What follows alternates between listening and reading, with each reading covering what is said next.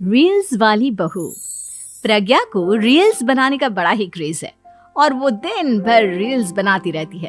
खाते पीते घूमते फिरते घर में कॉलेज में रील्स बनाने के कारण प्रज्ञा पूरे कॉलेज में हाईलाइटेड है।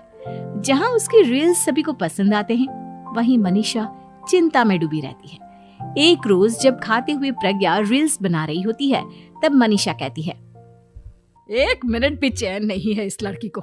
ये नहीं कि खाना तो आराम से खा ले, लेकिन नहीं, अरे थोड़ी देर रील्स नहीं बनाओगी तो आसमान नहीं टूट पड़ेगा। अरे मम्मी, इसी को तो कहते हैं डिटर्मिनेशन। तुम नहीं समझोगी ये सब। भगवान, इस लड़की को सद्बुद्धि दे। जब देखो तब टेढ़ा बाका मुंह बनाती रहती है।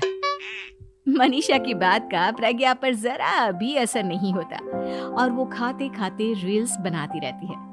दिन बीतने लगते हैं और देखते देखते प्रज्ञा का कॉलेज भी खत्म हो जाता है। आए दिन कोई ना कोई मनीषा को प्रज्ञा की शादी करवाने का सुझाव दे जाता है।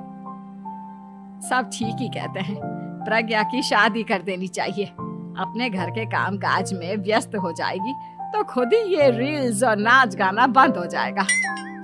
मनीषा और प्रेम प्रज्ञा के लिए एक अच्छा लड़का ढूंढने लगते हैं और तभी विकी का रिश्ता प्रज्ञा के लिए आता है, जिसने प्रज्ञा को उसकी रील्स देखकर पसंद कर लिया था। अगले दिन विकी अपने माता पिता के साथ प्रज्ञा के घर पहुंच जाता है और प्रज्ञा साड़ी पहने हाथों में चाय की ट्रे लिए उनके सामने आती है। जब विकी को पसंद है तो हमें भी बहू पसंद है। बहन जी, आप बारात की तैयारी कीजिए। एक बार लड़का लड़की अकेले में बात कर ले तो अच्छा रहेगा। हाँ हाँ, क्यों नहीं। मनीषा विकी को प्रज्ञा के कमरे में भेजती है, जहां प्रज्ञा पहले से ही रील्स बना रही होती है। तभी विकी कहता है, आ गए आपके साजन जी। हमारे साथ ये रील्स कंप्लीट करती तो और भी अच्छा रहता। अच्छा जी, अब आ ही गए हैं तो बना ही लेती हूँ आपके साथ।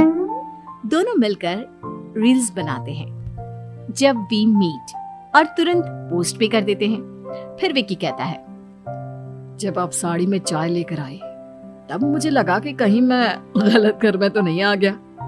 अब सही है। दोनों की शादी पक्की हो जाती है और शादी के दिन भी प्रज्ञा रील्स बनाने से चूकती नहीं। यहाँ तक कि बारात के समय भी नाचते हुए रील्स बनाती है। सभी लोग प्रज्ञा की तारीफ के पुल बांध देते हैं और प्रज्ञा नाचती गाती अपने ससुराल चली जाती है। सब कुछ अच्छा चल रहा होता है। प्रज्ञा यहाँ भी दिन भर हर चीज की रील्स बनाती रहती है। लेकिन कुछ दिनों के बाद जब सुनीता कहती है, बहू, ये रील्स के साथ साथ कुछ काम भी कर लिया करो। वैसे तुझे और क्या क्या बनाना आता है? मम्मी जी, वैसे तो सब कहते हैं कि मैं सब कुछ अच्छा बनाती हूँ, लेकिन मुझे लगता है कि मैं मैगी अच्छा बना लेती हूँ। हाँ, कॉफी भी अच्छा बना लेती हूँ और मुंह तो सबसे अच्छा बना लेती हूँ। हैं? अच्छा अच्छा। सुनीता अपना माथा पकड़ लेती है और कहती है, बहू, कुछ खाना बनाना भी सीख लेती। मम्मी जी, मैं लंबी प्लानिंग कर रही हूँ। जल्दी ही मैं इतनी फेमस हो जाऊंगी कि मुझे पैसे मिलने लगेंगे। हम दोनों सास बहू राज करेंगे, राज। नौकर काम करेंगी और लोगों की तो लाइन लगेगी हमसे मिलने के लिए। तेरा दिमाग खराब हो गया है क्या बहू? हंसी मजाक तक ठीक है, लेकिन इस तरह घर नहीं चलते। जितना जल्दी हो इस घर के तौर तरीकों को सीख लो। प्रज्ञा मुंह घुमाकर चली जाती है और तुरंत उसी वक्त एक रील बनाती है। ये देख सुनीता का गुस्सा 7वें आसमान पर चला जाता है और विकी के घर आते ही सुनीता उसे सब कुछ बताती है। विकी भी अब प्रज्ञा की इन हरकतों से परेशान हो जाता है। तुम टेंशन मत लो मम्मा, मैं देख लूंगा। विकी कमरे में जाता है तो देखता है कि प्रज्ञा रील्स बना रही है। विकी बड़े ही प्यार से प्रज्ञा से कहता है, प्रज्ञा, इन सब के लिए मैं तुम्हें मना नहीं कर रहा हूँ, लेकिन फिर भी हर वक्त तो ये अच्छा नहीं लगता ना। समझने की कोशिश करो, मुझे भी तुम्हारा थोड़ा वक्त चाहिए। मैं जब ऑफिस से आता हूँ तो मुझे समय देने की जगह इसी में लगे रहते हो। तुम ज्यादा ही सोच रहे हो। तुम भी मेरे साथ रील्स बनाओ ना, तुम्हें भी बहुत अच्छा लगेगा। तुम्हें इज्जत से कोई बात समझ में नहीं आती क्या? दिमाग खराब हो गया है तुम्हारा इस चकाचौंध से।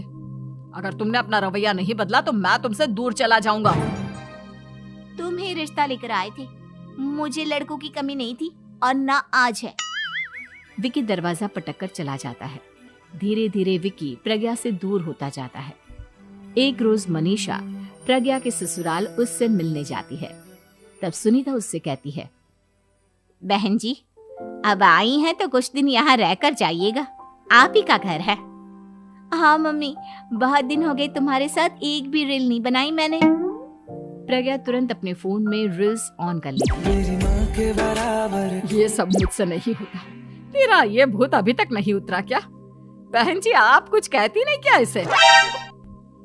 जब आप ही कुछ नहीं कर पाई तो मैं कर ही क्या सकती हूँ। सास तो वैसी ही बदनाम है।